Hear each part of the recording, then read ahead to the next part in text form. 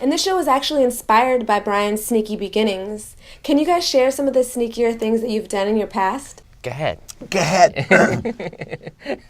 I was just talking to my wife. I recalled last night about, I was in high school in 1974 when streaking was the rage.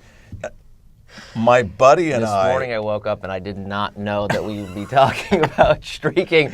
You just said streaking was the rage, and then you went, my buddy and I. Well, we went streaking together because neither one of us had the courage to do it by ourselves. So we're like, but let's you do it. had to do it, right? So we put on ski masks and went through a Jack in the Box drive-through, and then we pushed down on the bell. They had little rubber, indicators then, and bing, and I said, "Yeah, may I help you?" We ordered some food, and then we simultaneously ran up to the window like we were in a car. And I could see the girl putting the food together, and then she looked up and went, "Oh!" And we got see you, and we ran out. I don't know if that's sneaky or if that's just outright. It's just silly. That's just, yeah. I just watched the first episode of Sneaky Pete, and I gotta say, I loved it. Thank you. Is it safe to say that Marius is as good at cons as Walter White was at chemistry? I don't know. Yeah, I guess that's the first time I've thought about that comparison. Maybe. He's a good con. Yeah, the guy who stood in for the cards was pretty good. I'm kidding. And how does that make for good TV when the main character has this amazing skill that can be used for good or bad? I think it's great. I think it's really entertaining, and it's something that I don't see every day. We had a guy that I worked with, but was, I think, ultimately so good at it that we just, anyways, maybe I'm giving away too much. But so that is definitely a skill. It's the card shark and all that, but it's also just I think the character and where he came from and dealing with people as well.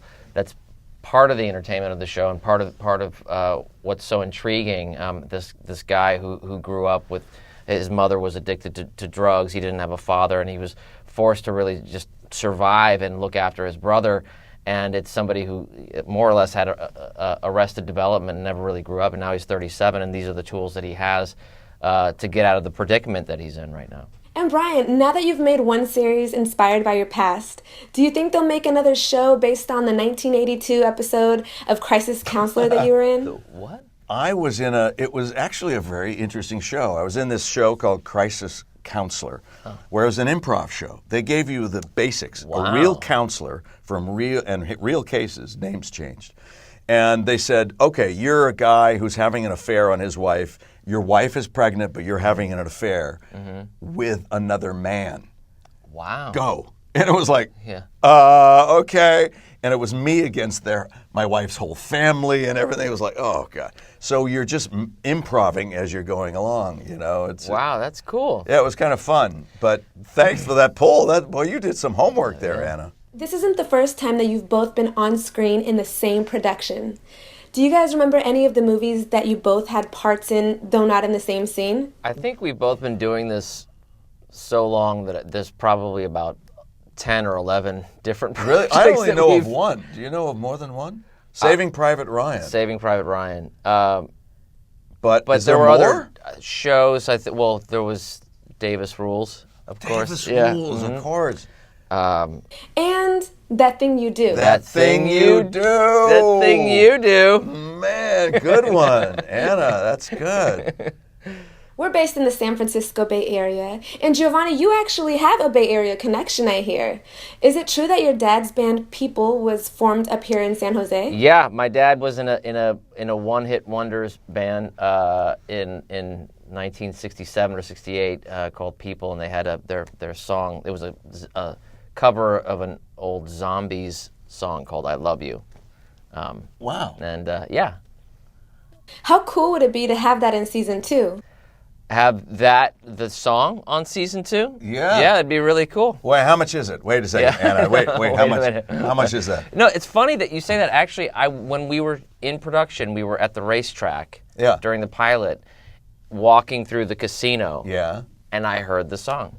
No. So strange. Wow. In the air there.